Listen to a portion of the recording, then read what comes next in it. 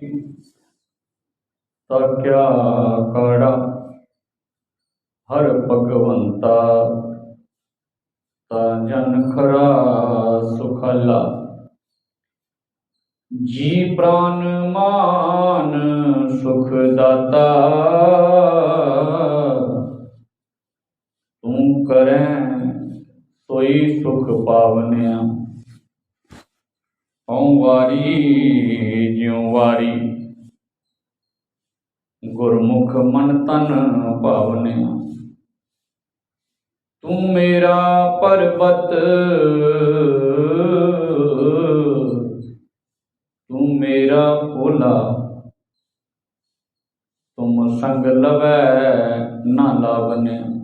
रहाओ तेरा कीता जिस लागै मीठा, घट घट पार ब्रह्म तिन जन डीठा। थान थनंतर तू है इको इक वरतावनिया। सगल मनोरथ तू देवन हारा, भगति पाए परे भंडारा। दया तार राखे तुद से, पूरे कर्म समावनिया। अंधकूप ते कंडे चारे, कर कृपा दास नदर निहाले। गुण गावे पूर्ण अविनाशी, कह सुन तोट ना आवनिया।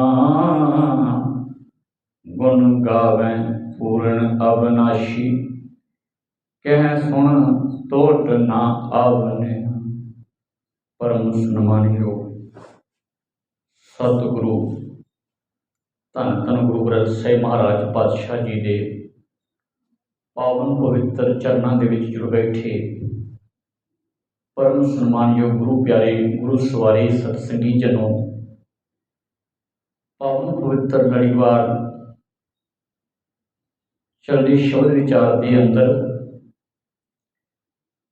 अज का पवित्र शब्द धन गुरु अर्जन देव महाराज पातशाह जी का उच्चारण किया होया सतगुरु धन गुरु ग्रंथ ਸਾਹਿਬ महाराज पातशाह जी के पावन पवित्र अंक 131 और 32 से सुभाईमान है।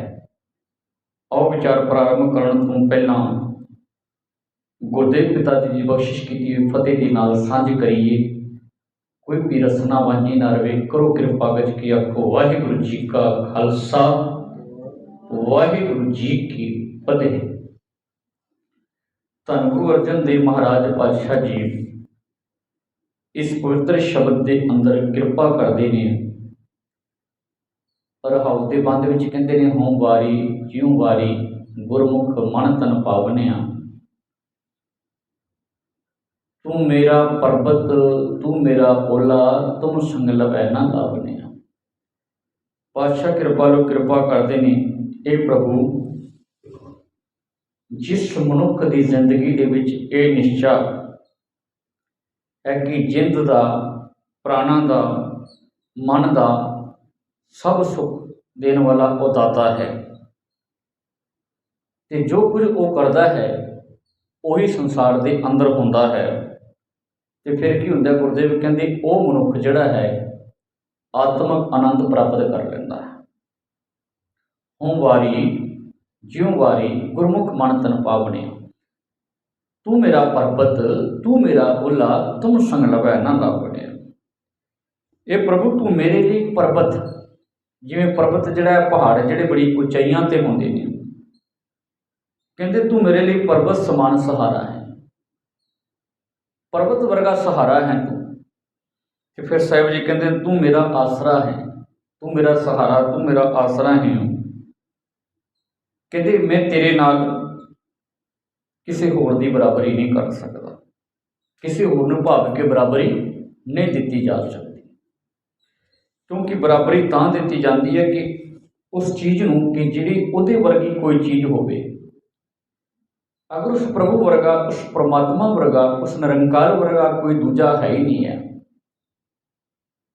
क्योंकि प्रभु जड़ा है साहिब जी का पावन गुरबाणी बदन है, तू दयाल कृपाल प्रभ सोई, तुद बिन दूजा अवर ना कोई। कहते कि तेरे बिना ये दयालु परमात्मा जीओ, वो कृपा निधान निरंकार जीओ, कृपा करने वाले वाहिगुरु, तेरे वर्गा दूजा है ही कोई नहीं है। तो तेरे वर्गा कोई दूजा नहीं, तो फिर मैं किवें कह सकता कि तेरे वर्गी उन्होंने मैं पदवी दे दियां। तेरे वर्गा कोई नहीं, किसी का होर संसार अंदर किसी का रुतबा ही नहीं है। क्योंकि एक निरंकार है जिहदे वर्गा संसार विच क्या सारी खलकत के अंदर तुहानूं कोई नज़र नहीं आवेगा, क्योंकि उहदे गुण ही इन्ने ने, उहदे अंदर गुण ही गुण हैं। संसार के बंदे के अंदर चाहे बंदा इन्ने वड्डे शिखर से पहुँच जाए, मनुख की जिंदगी कोई ना कोई जीवन की कड़ी रह जाती है, पर निरंकार के कोल सदा गुण ने। पर इन्हां गुणां नूं हर एक संसार के मनुख ने, प्राणी मात्र ने इस गल नूं नहीं समझिया। सतगुर जी का पवित्र वचन साहिब जी कहते हैं, कहते तू बेअंत को विरला जाना। किसी विरले ने इस मनुख नूं, इस संसार के अंदर इस गल नूं समझिया, ते जिन्हें समझिया फिर क्यों साहिब जी कहते गुरु प्रसाद को शब्द पछाना। गुरु की कृपा के नाल उन्हें शब्द विच उस निरंकार नूं पछाण लिया। उस निरंकार के अभेद होने का इको एक साधन है, उन्होंने समझने का, उन्होंने विचारण का, वो है शब्द। इसे करके धन गुरु ग्रंथ साहिब महाराज पिता जी की पवित्र बाणी कहती है, शब्द गुर पीरा गहर गंभीरा। इस करके तां थां ते गुरबाणी के अंदर शब्द की महानता दसी गई है कि जिहड़े शब्द नाल जुड़ते हैं वो अपना जीवन सफल करते हैं। अगे पवित्र वचन के अंदर शब्द की आरंभता के पंचम गुरदेव पिता जी बख्शिश करते हैं, प्रभ अविनाशी तां क्या काड़ा। इसका भाव यह है कि जिस मनुख की जिंदगी के विच जीवन के यकीन बन जाए कि मेरे शुद्ध अविनाशी प्रभु उस निरंकार वाहिगुरु का राखा है, जिसकी जिंदगी ये यकीन बन जाए, निश्चा बन जाए, फिर साहब जी क्या होंगे, उसनों कोई चिंता कोई फिक्र नहीं रहती। क्यों नहीं रहती? क्योंकि उस मनुख का हृदय एको ही गल समझदा है कि जिसके सिर ऊपर तू स्वामी सो दुख कैसा पावे। बोल न जाना माया मद माता मरना चेतना आवे। उस इंसान की जिंदगी ऐसी होती है, जीवन ऐसा होता होगा, उन्होंने एक यकीन मालिक से बच जाता है। मालिक की यकीन बड़ी वड्डी चीज है। जिस वेले यकीन बन जाए ना, फिर यकीन बन जाए, फिर मनुख इस गल की समझ आती है, तुझ बिन दूजा अवर ना कोई, तू कर कर वेखें जाना इस वे, तेरे वर्गा है ही कोई नहीं है। सब तो बड़ी चीज रब जी ते निरंकार जी ते यकीन बनाना। हर भगवंता ताजन खरा सुखला। यकीन की बनाना जीवन के अंदर ये निश्चय आवे कि सुखों का मालिक हरि वो परमात्मा जिहड़ा है वो वाहिगुरु मेरा राखा है। हर भगवंता ताजन खरा सुखाला। खरा सुखाला जिस वेले ये यकीन बन जाए ना, फिर वो मनुख वो इंसान अपनी जिंदगी की करता है, कहते सौखा जीवन बतीत करता है। मनुख सौखा जीवन बतीत कर लग पैंदा है। किहड़ा बंदा धरती ये चाहता कि मैं जीवन जिहड़ा कठिनाइयां दे नाल जीवन मेरा औखा जिहड़ा बतीत होवे, कोई थोड़ी चाहता है। हुण अगर बंदा किसी दे कोल कह लो, किसी संसारक कह लो देहधारी दे कोल भी जाके मत्थे टेके उहदे कोल भी जांदा है, ते जांदा काहदे लई है? उहदे अंदर दी भावना की है? जांदा ते सुख लई है ना। वो गल वखरी है। मनुख जांदा सुख लई है, पर सुख उत्थे लभदा नहीं, क्योंकि उत्थे जाके अगे और दुखों की दास्तान शुरू हो जाती है। ਅੱਜ ਇੱਕ ਥਾਂ ਤੇ, ਕੱਲ ਦੂਜੀ ਥਾਂ ਤੇ, ਕੱਲ ਤੀਜੀ ਥਾਂ ਤੇ ਜੀਵਨ ਇਸੇ ਤਰ੍ਹਾਂ ਲੰਘਦਾ। ਉਹਨੂੰ ਸਾਹਿਬ ਜੀ ਦੀ ਪਵਿੱਤਰ ਗੁਰਬਾਣੀ ਕਹਿੰਦੀ ਹੈ, ਤੂੰ ਗਿਆ ਸੀ ਉੱਥੇ ਸੁੱਖ ਮੰਗਣ ਦੇ ਲਈ, ਪਰ ਸੁੱਖ ਥੋੜ੍ਹੀ ਲੱਭਿਆ। ਕਹਿੰਦੇ ਸੁਖ ਕੈ ਹੇਤ ਬਹੁਤ ਦੁੱਖ ਪਾਵਤ, ਸੇਵ ਕਰਤ ਜਨ ਜਨ ਕੀ। ਕਹਿੰਦੇ ਬੰਦੇ ਬੰਦੇ ਦੀ ਗੁਲਾਮੀ ਕਰਨ ਲੱਗ ਪਿਆ, ਹਰ ਇੱਕ ਦੀ ਗੁਲਾਮ ਬਣ ਕੇ ਰਹਿ ਗਏ। ਤੇ ਦਾਤਾ ਜੀ ਅਗਰ ਉੱਥੇ ਜਾ ਕੇ ਮੈਂ ਸਦਾ ਲਈ ਗੁਲਾਮ ਹੋ ਗਏ ਹਾਂ, ਲੋਕਾਂ ਦੀ ਗੁਲਾਮੀ ਕਰਨ ਲੱਗ ਪਏ ਹਾਂ, ਤੇ ਸਤਿਗੁਰੂ ਜੀ ਅਗਰ ਇਹ ਨਹੀਂ ਸੀ ਕਰਨੀ ਤੇ ਮੈਨੂੰ ਸੁੱਖ ਲੱਭਣਾ ਕਿੱਥੋਂ ਸੀਗਾ। ਤੇ ਸਾਹਿਬ ਜੀ ਕਹਿੰਦੇ ਅਗਰ ਸੁੱਖ ਚਾਹੁੰਦਾ ਨਾ ਤੇ ਰੱਬ ਦੀ ਸ਼ਰਨ 'ਚ ਆ ਜਾ, ਪਰਮਾਤਮਾ ਦੀ ਸ਼ਰਨ 'ਚ ਆ ਜਾ।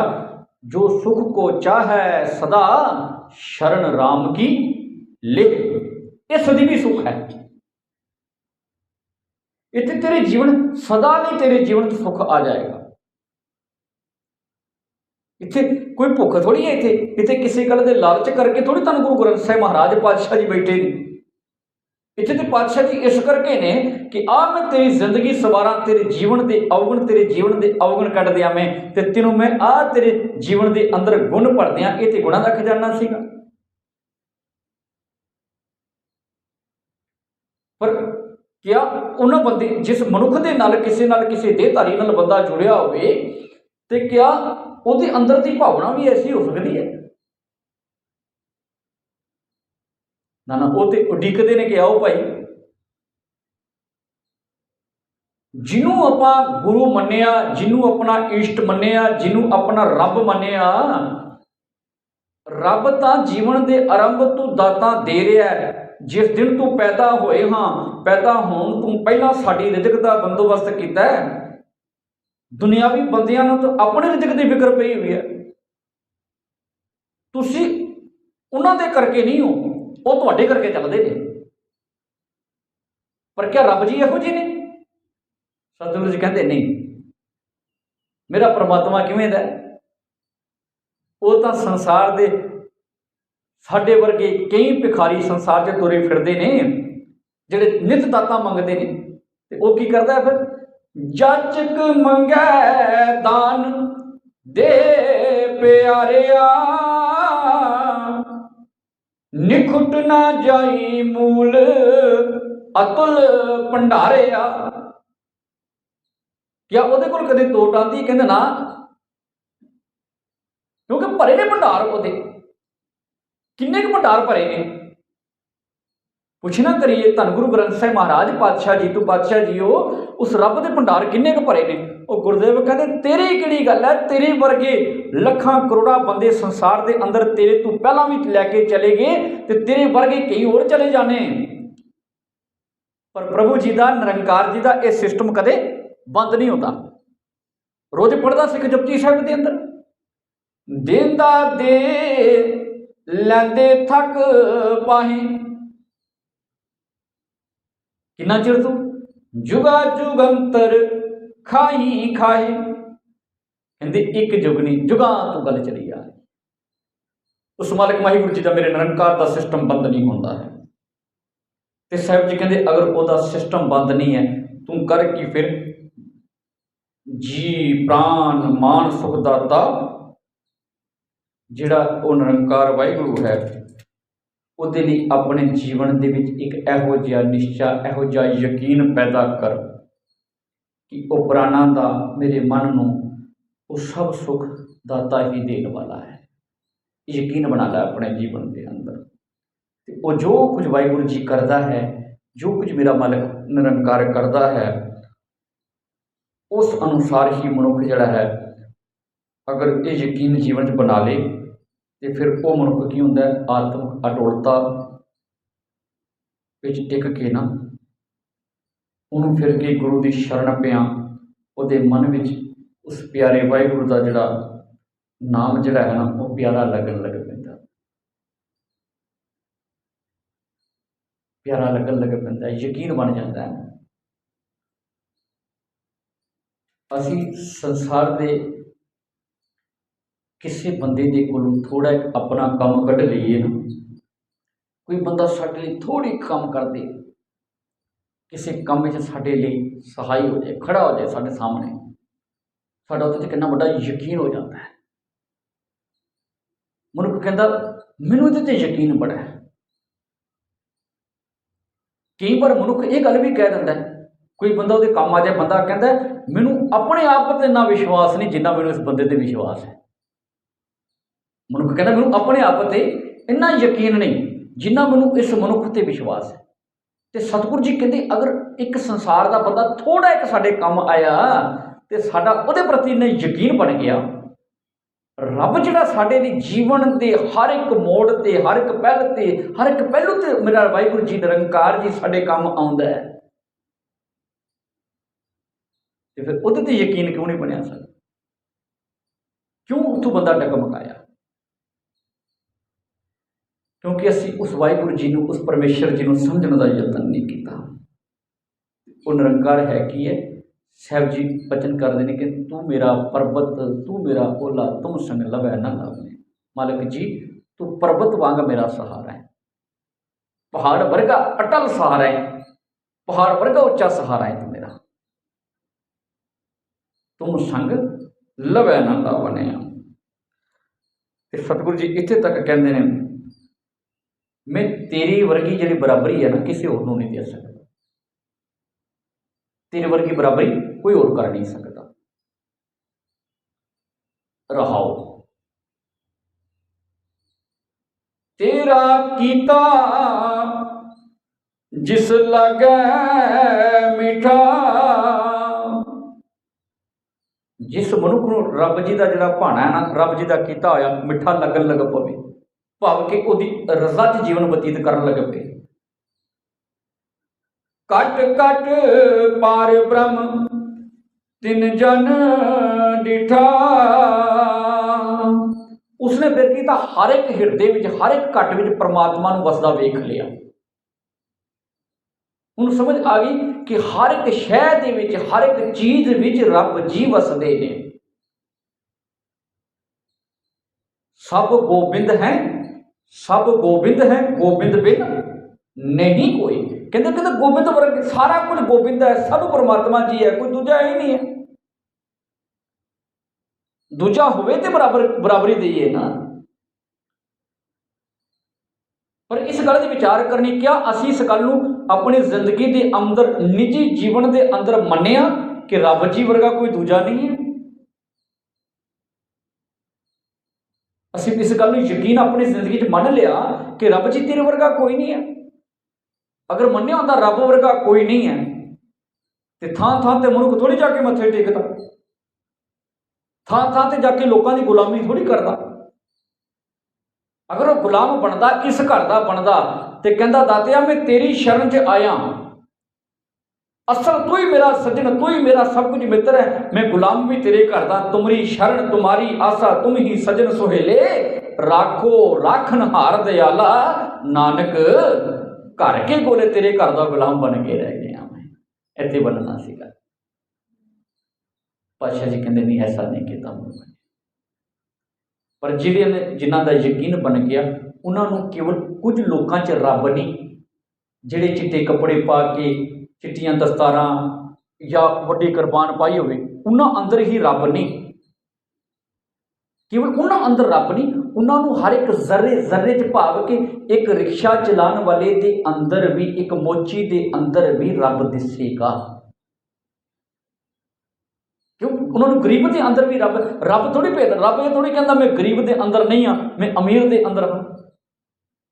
ਉਹ ਤਾਂ ਹਰ ਇੱਕ ਦੇ ਅੰਦਰ ਹੈ। ਜੈ ਜੈ ਭੇਕੂ ਤੈ ਹਜ਼ੂਰ ਦੂਰ ਕਤੈ ਨਾ ਜਾਏ, ਰੱਬ ਰਿਹਾ ਸਰਬੱਤਰ ਮੈਂ ਮਨ ਸਦਾ ਧਿਆਈ। ਉਹ ਰੱਬ, ਉਹ ਨਿਰੰਕਾਰ। ਥਾਨ ਥਨੰਤਰ ਤੂੰ ਹੈ ਇੱਕੋ ਇੱਕ ਵਰਤਾਵਨਿਆ। ਹਰ ਇੱਕ ਹਿਰਦੇ ਵਿੱਚ ਵਸ ਰਿਹਾ ਹੈ। ਕੋਈ ਹਿਰਦਾ ਐਸਾ ਹੈ ਜਿੱਥਾਂ ਮੇਰਾ ਰੱਬ ਨਾ ਵਸਦਾ ਹੋਵੇ।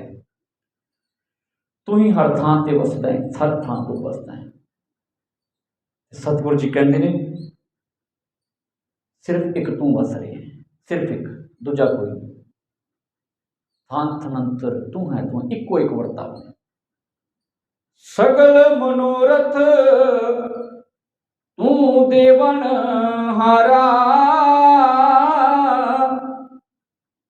ਭਗਤੀ ਪਾਏ ਪਰੇ ਭੰਡਾਰਾ। ਤੂੰ ਸਾਰਿਆਂ ਜੀਵਾਂ ਨੂੰ, ਜੀਵ ਤੇਰੇ ਦਰ ਤੇ ਆ ਕੇ ਦਾਤਾਂ ਮੰਗਦੇ ਨੇ ਤੇ ਤੂੰ ਉਹਨਾਂ ਦੀਆਂ ਲੋੜਾਂ ਵੀ ਪੂਰੀਆਂ ਕਰਨ ਵਾਲਾ ਆਪ ਹੈ। ਲੋੜਾਂ ਉਹੀ ਪੂਰੀ ਕਰ ਸਕਦਾ ਹੈ ਤੇ ਸਭ ਦੀਆਂ ਲੋੜਾਂ ਤੋਂ ਪੂਰੀਆਂ ਕਰਦਾ ਹੈ ਨਿਰੰਕਾਰ। ਤੇ ਸਤਿਗੁਰੂ ਜੀ ਕਹਿੰਦੇ ਨੇ ਫਿਰ ਕਿ ਭਗਤੀ ਪਾਏ ਭਰੇ ਭੰਡਾਰਾ। ਭਗਤੀ ਦੇ ਨਾਲ, ਪ੍ਰੇਮ ਦੇ ਨਾਲ ਉਸ ਮਾਲਕ ਦੇ ਖਜ਼ਾਨੇ ਭਰੇ ਹੋਏ ਨੇ। ਤੇ ਅਗਰ ਉਹਦੀ ਭਗਤੀ ਪ੍ਰੇਮ ਦੇ ਖਜ਼ਾਨੇ ਭਰੇ ਹੋਏ ਨੇ ਤੇ ਜਿਹੜੇ ਲੋਕ ਇਹਨੂੰ ਖਰਚਦੇ ਨੇ, ਆਪਣੀ ਜ਼ਿੰਦਗੀ 'ਚ ਇਸਤੇਮਾਲ ਕਰਦੇ ਨੇ, ਮੰਨ ਲਓ ਧੰਨ ਗੁਰੂ ਗ੍ਰੰਥ ਸਾਹਿਬ ਜੀ ਦੀ ਬਾਣੀ ਦਾ ਖਜ਼ਾਨਾ ਹੈ। ਉਹ ਰੋਜ਼ ਜਿੱਥੇ ਗੁਰੂ ਨਾਨਕ ਨਾਮ ਲੇਵਾ ਸਿੱਖ ਵਸਦਾ ਹੈ, ਸਵੇਰੇ ਜਦੋਂ ਉੱਠ ਕੇ ਜਪਜੀ ਸਾਹਿਬ ਪੜ੍ਹਦਾ ਹੈ, ਮੰਨ ਲਓ 550 ਸਾਲ ਤੋਂ ਸਿੱਖ ਅਗਰ ਇਹ ਪੜ੍ਹਦਾ ਆ ਰਿਹਾ, ਪਰ ਕਿਆ ਅਸੀਂ ਕਹਿ ਸਕਦੇ ਹਾਂ ਕਿ ਜਪਜੀ ਸਾਹਿਬ ਸਾਰੇ ਪੜ੍ਹਦੇ ਨੇ, ਹੁਣ ਜਪਜੀ ਸਾਹਿਬ ਨਹੀਂ ਪੜ੍ਹਨਾ ਚਾਹੀਦਾ ਬਈ ਇਹਦੇ ਤੇ ਟੂਟ ਆ ਗਈ ਹੈ, ਕਿਤੇ ਕਹਿ ਲਈਏ ਨਾ ਇਹਦੀ ਕਮੀ ਆ ਗਈ ਨਾ। ਵਿਦਵਾਨ ਜਪਜੀ ਸਾਹਿਬ ਦੇ ਅਰਥ ਕਰਦੇ ਕਰਦੇ ਥੱਕ ਗਏ ਨੇ, ਸੰਸਾਰ ਤੋਂ ਚਲੇ ਗਏ ਨੇ, ਪਰ ਰਹਿੰਦੀ ਦੁਨੀਆ ਤੱਕ ਸਿੱਖ ਜਪਜੀ ਪੜ੍ਹਦਾ ਰਹੇਗਾ, ਪਰ ਇਸ ਖਜ਼ਾਨੇ 'ਚ ਤੋਟ ਕਦੇ ਨਹੀਂ ਆਉਂਦੀ। ਕਦੇ ਧੰਨ ਗੁਰੂ ਗ੍ਰੰਥ ਸਾਹਿਬ ਥੋੜ੍ਹੀ ਕਹਿਣਗੇ ਨਾ ਪੜ੍ਹਵਾਈ, ਹੁਣ ਇਹ ਖਜ਼ਾਨਾ ਖਤਮ ਹੋ ਜਾਣਾ। ਸਤਿਗੁਰੂ ਜੀ ਕਹਿੰਦੇ ਨਹੀਂ, ਇਹ ਜਿਹੜਾ ਗੁਣਾਂ ਦਾ ਖਜ਼ਾਨਾ ਹੈ ਨਾ, ਇਹਨੂੰ ਵਰਤ। ਆਪ ਜਿੱਥੇ ਖਾ ਰਹੇ ਹੈ ਉੱਥੇ ਸਾਰੀ ਸੰਗਤ ਵਿੱਚ ਮਿਲ ਕੇ, ਭੈਣਾਂ ਭਰਾਵਾਂ ਦੇ ਨਾਲ, ਸਾਕ ਸੰਬੰਧੀਆਂ, ਰਿਸ਼ਤੇਦਾਰਾਂ ਦੇ ਨਾਲ, ਸਾਰਿਆਂ ਨਾਲ ਮਿਲ ਕੇ ਵਰਤੋ। ਜਦੋਂ ਵਰਤਾਂਗੇ ਫਿਰ ਕੀ ਹੋਏਗਾ? ਕਹਿੰਦੇ ਖਾਵੈ ਖਰਚੈ ਰਲ ਮਿਲ ਭਾਈ, ਤੋਟ ਨਾ ਆਵੈ। ਵੱਧ ਇਹ ਤੋਟ ਥੋੜ੍ਹੀ ਆਉਂਦੀ ਹੈ, ਇਹ ਵੱਧਦਾ ਕਿਵੇਂ? ਜੀਵਨ 'ਚ ਗਿਆਨ ਦਾ ਇਜ਼ਾਫਾ ਹੁੰਦਾ ਹੈ, ਜੀਵਨ 'ਚ ਗਿਆਨ ਵੱਧਦਾ ਹੈ, ਇਹਨੂੰ ਵਧਾਉਣਾ ਜੀਵਨ ਦੇ ਅੰਦਰ। ਕਹਿੰਦੇ ਇਹ ਕਦੇ ਨਹੀਂ ਖਤਮ ਹੁੰਦਾ। ਤੇ ਅਗਰ ਇਹ ਖਜ਼ਾਨਾ ਖਤਮ ਨਹੀਂ ਹੁੰਦਾ ਤੇ ਸਾਹਿਬ ਜੀ ਕਹਿੰਦੇ ਇਹ ਜੀਵ ਤੂੰ ਧਰਤੀ ਤੇ ਜਿੰਨਾ ਚਿਰ ਤੈਨੂੰ ਸਵਾਸ ਮਾਲਕ ਨੇ ਬਖਸ਼ੇ, ਇਸ ਖਜ਼ਾਨੇ ਨਾਲ ਜੁੜ ਕੇ ਇਹਨੂੰ ਵਰਤ ਕੇ ਆਪਣਾ ਜੀਵਨ ਸੋਹਣਾ ਬਣਾ ਲੈ। ਦਇਆ ਧਾਰ ਰਾਖੇ ਤੁਧ ਸਈ। ਦਇਆ ਧਾਰ ਕੇ ਉਹ ਪ੍ਰਮਾਤਮਾ ਜਿਹੜਾ ਦਇਆ ਧਾਰ ਤੋਂ ਰੱਖੇ ਸੋਈ, ਉਹ ਪ੍ਰਮਾਤਮਾ ਸਾਡੇ ਤੇ ਕਿਰਪਾ ਕਰਕੇ, ਰਹਿਮਤ ਕਰਕੇ, ਮਿਹਰ ਨਾਲ ਜਿਨ੍ਹਾਂ ਜੀਵਾਂ ਤੇ ਬਖਸ਼ਿਸ਼ ਕਰਦਾ, ਉਹ ਫਿਰ ਕੀ ਹੁੰਦਾ? ਜੀਵ ਉਸ ਪ੍ਰਮਾਤਮਾ ਦੇ ਚਰਨਾਂ ਦੇ ਵਿੱਚ ਲੀਨ ਰਹਿੰਦੇ ਨੇ। ਲੀਨ ਦਾ ਅਰਥ ਜੁੜੇ ਰਹਿੰਦੇ ਨੇ, ਉਹਦੀ ਵਿਚਾਰਧਾਰਾ ਨੂੰ ਜ਼ਿੰਦਗੀ 'ਚ ਗ੍ਰਹਿਣ ਕਰਦੇ ਨੇ। ਫਿਰ ਪ੍ਰਭੂ ਕੀ ਕਰਦਾ? ਮਾਲਕ ਜੀ ਕੀ ਕਰਦੇ ਨੇ ਉਹਨਾਂ ਜੀਵਾਂ ਤੇ? ਕਹਿ ਲਗੇ ਮਾਲਕ ਜੀ ਆਪ ਕਿਰਪਾ ਕਰਕੇ ਉਹਨਾਂ ਜੀਵਾਂ ਤੇ ਸਿਰ ਤੇ ਮਿਹਰ ਭਰਿਆ ਹੱਥ ਰੱਖ ਕੇ, ਦਇਆ ਧਾਰ ਰਾਖੇ ਤੁਧ ਸਈ, ਪੂਰੇ ਕਰਮ ਸਮਾਵਣਿਆ, ਪੂਰੇ ਕਰਮ ਸਮਾਵਣਿਆ, ਭਾਵ ਕਿ ਉਹ ਮਾਲਕ ਜੀ ਮਾਇਆ ਦੇ ਹੱਲਿਆਂ ਤੋਂ ਵੀ ਸਾਨੂੰ ਬਚਾ ਲੈਂਦੇ ਨੇ। ਮਾਇਆ ਦੇ ਹੱਲੇ ਫਿਰ ਸਾਨੂੰ ਜਿਹੜੇ ਹਨ, ਉਹ ਜਿਹੜੇ ਸਾਨੂੰ ਡੁੱਬਣਾ ਚਾਹੁੰਦੇ ਨੇ, ਫਿਰ ਜੀਵ ਉਹਨਾਂ 'ਚ ਡੁੱਬਦਾ ਨਹੀਂ ਹੈ। ਕਿਉਂ ਨਹੀਂ ਡੁੱਬਦਾ? ਕਿਉਂਕਿ ਅੰਧਕੂਪ ਤੇ ਕੰਡੇ ਚਾੜੇ। ਅੰਧਕੂਪ ਤੇ ਕੰਡੇ ਚਾੜੇ। ਉਹ ਵਾਹਿਗੁਰੂ ਕੀ ਕਰਦਾ? ਅੰਧਕੂਪ ਭਾਵ ਕਿ ਇੱਕ ਐਸਾ ਖੂਹ, ਜਿਸ ਖੂਹ ਦੀ ਗੱਲ ਗੁਰਬਾਣੀ ਕਰਦੀ ਹੈ ਕਿ ਜਿਹਦੇ ਮਾਇਆ ਦੇ ਮੋਹ ਦੇ ਵਿੱਚ ਜਿੱਥੇ ਅੰਨੇ ਹੋਏ ਜੀਵ ਜਿਹੜੇ ਨੇ, ਜਿੱਥੇ ਖੱਜਲ ਖੁਆਰ ਹੋਏ, ਐਸਾ ਖੂਹ। ਮਾਇਆ ਦੇ ਉਸ ਖੂਹ ਦੇ ਫਿਰ ਪ੍ਰਭੂ ਪਰਮਾਤਮਾ ਕੀ ਕਰਦਾ? ਜੀਵਾਂ ਤੇ ਕਿਰਪਾ ਕਰਕੇ ਉਸ ਮਾਇਆ ਦੇ ਖੂਹ ਦੇ ਵਿੱਚੋਂ ਸਾਨੂੰ ਬਾਹਰ ਕੱਢ ਲੈਂਦਾ ਹੈ, ਉਹਦੇ 'ਚ ਸਾਨੂੰ ਬਾਹਰ ਕੱਢਦਾ ਹੈ। ਕਰ ਕਿਰਪਾ ਦਾਸ ਨਦਰ ਨਿਹਾਲੇ। ਆਪਣੇ ਦਾਸਾਂ ਤੇ ਆਪ ਵਾਹਿਗੁਰੂ ਜੀ ਮਿਹਰ ਦੀ, ਕਿਰਪਾ ਦੀ ਨਜ਼ਰ ਦੇ ਨਾਲ ਵੇਖਦਾ ਹੈ। ਤੇ ਜਦੋਂ ਮਿਹਰ ਦੀ ਨਜ਼ਰ ਨਾਲ ਵੇਖਦਾ ਹੈ ਤੇ ਫਿਰ ਗੁਣ ਗਾਵੈ ਪੂਰਨ ਅਬਨਾਸ਼ੀ, ਕਹਿ ਸੁਨ ਤੋਟ ਨ ਆਵਨਿਆ। ਫਿਰ ਉਹ ਜਿਹੜਾ ਜੀਵ ਹੈ, ਉਹ ਜਿਹੜਾ ਸੇਵਕ ਹੈ, ਉਸ ਅਬਨਾਸ਼ੀ ਪ੍ਰਮਾਤਮਾ ਦੇ ਗੁਣਾਂ ਨੂੰ ਗਾਉਂਦਾ ਹੈ, ਉਹਦੇ ਗੁਣਾਂ ਨੂੰ ਜੀਵਨ 'ਚ ਗ੍ਰਹਿਣ ਕਰਦਾ ਹੈ ਤੇ ਪ੍ਰਭੂ ਦੇ ਗੁਣ ਗਾਉਂਦੇ ਰਹੀਏ, ਪਰ ਇਹਦੀ ਤੋੜ ਕਦੇ ਨਹੀਂ ਆਉਂਦੀ। ਇਹ ਨਿੱਤ ਜੀਵਨ 'ਚ ਵੱਧਦੇ ਜਾਂਦੇ ਨੇ। ਸਾਰਿਆਂ ਜੀਵਾਂ ਨੂੰ ਉਸ ਪਰਮਾਤਮਾ ਦੇ ਉਹਨਾਂ ਗੁਣਾਂ ਨੂੰ ਆਪਣੀ ਜ਼ਿੰਦਗੀ 'ਚ ਗ੍ਰਹਿਣ ਕਰਕੇ ਆਪਣਾ ਜੀਵਨ ਸੋਹਣਾ ਅਤੇ ਸੁਚੱਜਾ ਬਣਾਉਣਾ ਚਾਹੀਦਾ ਹੈ। ਜੀਵਨ ਦਾ ਜਿਸ ਦਿਨ ਇੱਕੋ ਇੱਕ ਮਕਸਦ ਹੋਵੇ ਕਿ ਅਸੀਂ ਪ੍ਰਭੂ ਪਰਮਾਤਮਾ ਦੀ ਵਿਚਾਰਧਾਰਾ ਨੂੰ ਆਪਣੀ ਜ਼ਿੰਦਗੀ 'ਚ ਲੈਣਾ ਹੈ, ਉਸ ਅਨੁਸਾਰ ਜੀਣਾ ਹੈ, ਫਿਰ ਜੀਵ ਦਾ ਜੀਵਨ ਜਿਹੜਾ ਹੈ ਉਹ ਸਫਲ ਹੈ। ਫਿਰ ਅਸੀਂ ਨਿਰੰਕਾਰ ਦੇ ਵਿੱਚ ਅਭੇਦ ਹੋ ਸਕਦੇ ਹਾਂ। ਪਰ ਇਹਦਾ ਸਭ ਤੋਂ ਵੱਡਾ ਇੱਕੋ ਇੱਕ ਰਸਤਾ ਹੈ, ਉਹ ਰਸਤਾ ਇਹੀ ਹੈ, ਅਸੀਂ ਕੇਵਲ ਪ੍ਰਭੂ ਪਰਮਾਤਮਾ 'ਤੇ ਆਪਣਾ ਯਕੀਨ, ਆਪਣਾ ਵਿਸ਼ਵਾਸ ਬਣਾ ਕੇ ਰੱਖੀਏ। ਉਹਦੇ ਵਰਗਾ ਕੋਈ ਦੂਜਾ ਨਹੀਂ ਹੈ, ਨਾ ਸੰਸਾਰ ਦੇ ਵਿੱਚ ਹੋਇਆ ਹੈ, ਨਾ ਕਦੇ ਦੁਨੀਆ 'ਚ ਹੋਵੇਗਾ।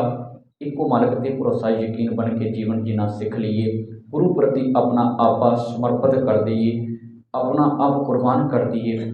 ਮੱਥਾ ਟੇਕਣ ਦਾ ਇਹੋ ਹੀ ਭਾਵ ਹੈ ਕਿ ਮੱਥਾ ਜਿਸ ਦਿਨ ਟੇਕ ਲਿਆ ਕਿ ਆਪਣਾ ਸਿਰ ਝੁਕਾ ਲਿਆ ਕਿ ਅੱਜ ਤੇਰੇ ਅੱਗੇ ਮੈਂ ਆਪਣਾ ਸਿਰ ਰੱਖ ਲਿਆ ਕਿ ਮੇਰੀ ਇਹ ਮੱਤ ਜਿਹੜੀ ਹੈ ਕਿਸੇ ਹੋਰ ਚੀਜ਼ ਨੂੰ ਗ੍ਰਹਿਣ ਨਹੀਂ ਕਰੇਗੀ, ਕਿਸੇ ਅਨਮਤੀ ਨਾਲ ਨਹੀਂ ਜੁੜੇਗੀ, ਮੇਰੀ ਮੱਤ ਕੇਵਲ ਪ੍ਰਭੂ ਨਾਲ ਜੁੜੇਗੀ। ਤੇ ਫਿਰ ਜਿਸ ਵੇਲੇ ਸਿੱਖ ਮੱਥਾ ਟੇਕਦਾ ਹੈ ਨਾ, ਗੁਰੂ ਦੇ ਕੋਲ ਇੱਕ ਜੋਧੜੀ ਇੱਕ ਬੇਨਤੀ ਕਰਦਾ ਹੈ, ਗੁਰੂ ਦੇ ਕੋਲ ਕਹਿੰਦਾ, ਮਾਲਕ ਜੀ ਮੈਂ ਅੱਜ ਤੇ ਤੇਰੇ ਦਰ ਤੇ ਆ ਗਿਆ, ਤੇ ਫਿਰ ਜੋ ਤੂੰ ਕਵੇਂਗਾ ਉਹਨੂੰ ਮੈਂ ਜ਼ਿੰਦਗੀ 'ਚ ਮੰਨਾਂਗਾ, ਮੈਨੂੰ ਆਪਣੇ ਨਾਲ ਜੋੜ ਲੈ। ਮੀਤ ਚਲੋ ਗੁਰ ਚਾਲੀ, ਮੀਤ ਚਲੋ ਗੁਰ ਚਾਲੀ,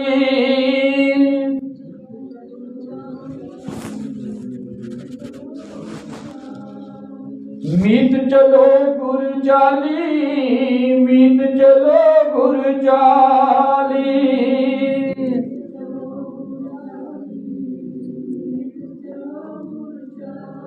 ਗੁਰਸਿੱਖ ਮੀਤ ਚਲੋ ਗੁਰ ਚਾਲੀ, ਗੁਰਸਿੱਖ ਮੀਤ ਚਲੋ ਗੁਰ ਚਾਲੀ,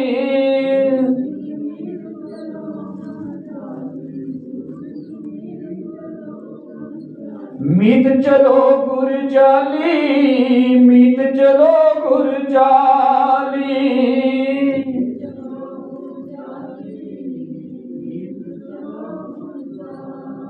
ਜੋ ਗੁਰ ਕਹੈ ਸੋਈ ਪਲ ਮਾਨੋ, ਜੋ ਗੁਰ ਕਹੈ ਸੋਈ ਪਲ ਮਾਨੋ,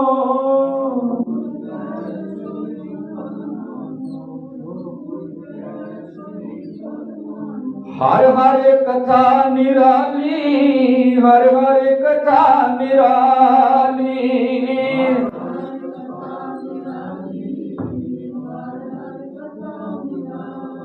ਮੀਤ ਚਲੋ ਗੁਰ ਚਾਲੀ, ਮੀਤ ਚਲੋ ਗੁਰ ਚਾਲੀ,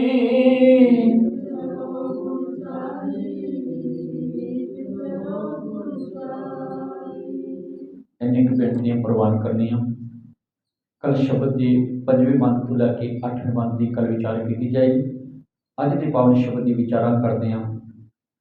10 ਪਾਸੋਂ ਬੇਅੰਤ ਭੁੱਲਾਂ ਹੋਈਆਂ ਨੇ, ਭੁੱਲਾਂ ਮੇਰੀਆਂ ਸਮਝਿਓ, ਬਚਨ ਮੇਰੇ ਗੁਰਦੇਵ ਦਾ ਜਾਣਿਓ, ਕਰੋ ਰਸਨਾ ਪਵਿੱਤਰ। ਇੱਕੋ ਵਾਰ ਕਹਿੰਦੇ ਸਾਰਿਆਂ ਵਿੱਚ ਕੱਚ ਕੀ ਆਖੋ ਜੀ। ਵਾਹਿਗੁਰੂ ਜੀ ਕਾ ਖਾਲਸਾ, ਵਾਹਿਗੁਰੂ ਜੀ ਕੀ ਫਤਿਹ। ਵਾਹਿਗੁਰੂ ਜੀ ਰਾਮ ਕੋਈ ਮਹਿਲਾ ਤੀਜਾ ਨਾਨਕ ਓੰਕਾਰ ਸਤਿਗੁਰੂ